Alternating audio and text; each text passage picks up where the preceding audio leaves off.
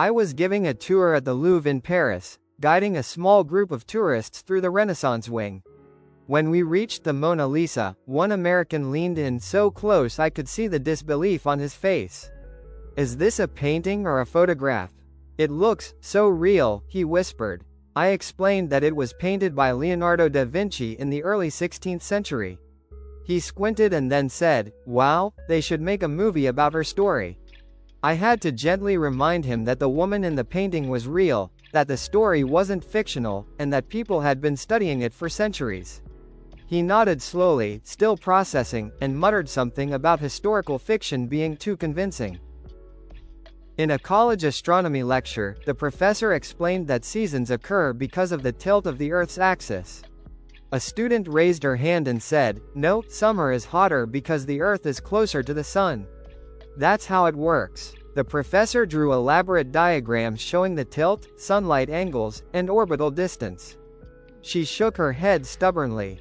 "Closer is hotter. It's simple logic. I learned that in high school." She spent the entire semester arguing with the professor, refusing to believe that axial tilt had anything to do with the seasons. By the final exam, she was still insisting that winter would be cold because the Earth had moved too far from the sun. My coworker, who had a 4-year degree, was planning a European vacation and proudly shared her itinerary with me. "I'll fly into London and take a train to the pyramids," she said. I stared at her, assuming she was joking. She wasn't. When I pulled up a map showing the Mediterranean Sea, Italy, Greece, and Egypt, she got defensive. "Well, the map makes it look close." "How was I supposed to know?" she said. I explained that Europe and Africa are separated by thousands of miles of land and sea, and that taking a train across that distance was impossible. She nodded as if she'd just discovered an inconvenient law of geography.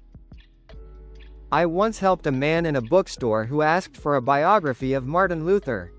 I led him to the history section covering the Protestant Reformation. He frowned. "No, not this guy. I mean the American one," he said. I gently explained that Martin Luther and Martin Luther King Jr. were two completely different people separated by centuries and continents. He slammed the book down. "That's a lie. They just added the King Jr. later to make him sound more important. You people are rewriting history." I tried to calm him down, but he left muttering about conspiracies and historical manipulation. An American tourist in Kyoto tried to pay for a small souvenir with a $20 bill. The shopkeeper politely explained that Japan only accepts yen. The woman got louder, insisting, "It's European money. It's worth more than yours. Just take it." Another tourist tried to clarify that Japan isn't in Europe and doesn't use euros, but she waved him off. "It's all foreign, right? What's the difference?" "This is terrible customer service," she said, leaving the money on the counter in frustration. I couldn't help thinking that a geography class might have prevented this argument. An American tourist in Kyoto tried to pay for a small souvenir with a $20 bill. The shopkeeper politely explained that Japan only accepts yen. The woman got louder, insisting, "It's European money. It's worth more than yours. Just take it." Another tourist tried to clarify that Japan isn't in Europe and doesn't use euros, but she waved him off. "It's all foreign, right? What's the difference?" "This is terrible customer service," she said, leaving the money on the counter in frustration. I couldn't help thinking that a geography class might have prevented this argument. A friend of mine was 28 and genuinely believed that digging straight down in Ohio would eventually land him in China.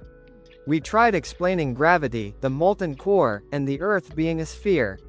He just laughed. "Nah, that's what they teach you. Everyone knows China is directly under us. Common sense." He even considered renting an excavator to prove his theory until his wife intervened. For weeks, he tried calculating the depth and plotting a straight line trajectory. His confidence in his common sense was unshakable. During a company meeting, our boss mentioned a client from Portugal. An American manager immediately said, "Perfect, my Spanish will help." The Portuguese colleague corrected him, "We speak Portuguese here." The manager waved dismissively. "Spanish Portuguese. They'll understand me just fine." The colleague stared silently for a full minute before walking away. Later, he confided that he had never encountered such a strong belief in the universality of Spanish. I was at a bar in Sydney when an American complained about the cost of a beer. $10? That's outrageous. I explained it was 10 Australian dollars, equivalent to roughly $7 US. He looked completely baffled. Wait, so your dollar isn't the same as mine? Is your money fake? I spent 10 minutes explaining exchange rates, conversions, and purchasing power while he nodded occasionally, as though the concept of multiple currencies was something invented just to confuse tourists.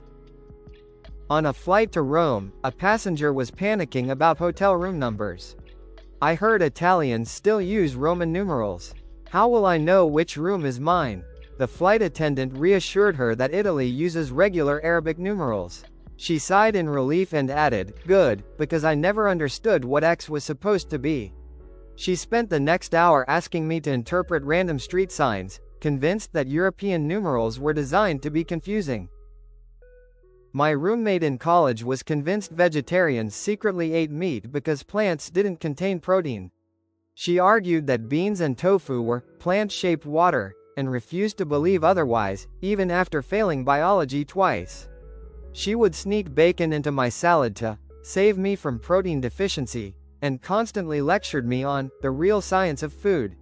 Despite multiple explanations about amino acids and plant-based protein, she remained firmly rooted in her own version of biology. An American tourist at the Vatican asked a Swiss guard, "When does the Pope do his little magic show?" The guard, stone-faced, asked if she meant the papal mass. She nodded eagerly. "Yes, the thing where he turns a cracker into a guy's body." "What time is it?" The guard raised an eyebrow, then silently pointed toward St. Peter's Basilica and walked away.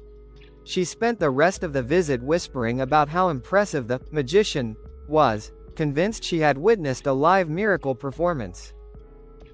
I once worked with a man who believed that every country in the world had a president, like the US when Queen Elizabeth II passed away. He asked, "So who is the president of England now? Did they elect Charles?" We explained the concept of a constitutional monarchy, but he just shook his head. "Sounds inefficient, old-fashioned, why can't they have elections like everyone else?" He spent weeks trying to find a way to vote for Charles online. While visiting a cathedral in Spain, I overheard a teenager say, "This is cool, but it's basically a Disneyland ripoff. Look at the stained glass, they copied it." Her mother nodded and added, "This is better. It even has air conditioning." They were standing in the middle of the 13th century Burgos Cathedral, surrounded by centuries of history, and they seemed mostly impressed by the temperature. A guy the first worked with complained about getting a passport for the first time. "Why do I need to prove I'm a citizen? I was born here, my birth certificate should be enough." Then he added, "I'm only going to Mexico. Isn't that basically South America? We own that, right?" Monroe Doctrine. He had completely conflated 19th century foreign policy with modern borders and citizenship laws. Explaining it was a delicate task, and even then he seemed unconvinced. An American student in a finance class in London refused to learn about foreign currencies. "Why do we have to know the yen or the euro? The dollar is the world's currency. Everyone else should just use it." She genuinely believed that international business should operate exclusively in USD and spent the semester complaining that the curriculum was irrelevant. On a bus in Vancouver, I overheard an American tourist yelling at his wife, "I can't believe they put French on all the signs. This is North America, we speak English." His wife tried to explain that Canada is officially bilingual. He waved her off, insisting that adding French was disrespectful to tourists, and just to confuse Americans. He spent the next 10 minutes pointing out every French word he could find. My aunt believes that wind turbines cause global warming because they trap the wind. Her logic is that the wind is supposed to blow heat away, but turbines are catching it, making the Earth hotter. She also claims the turbines slow the Earth's rotation. She saw it on Facebook and now shares it at every family gathering as undeniable scientific fact, confidently correcting anyone who disagrees.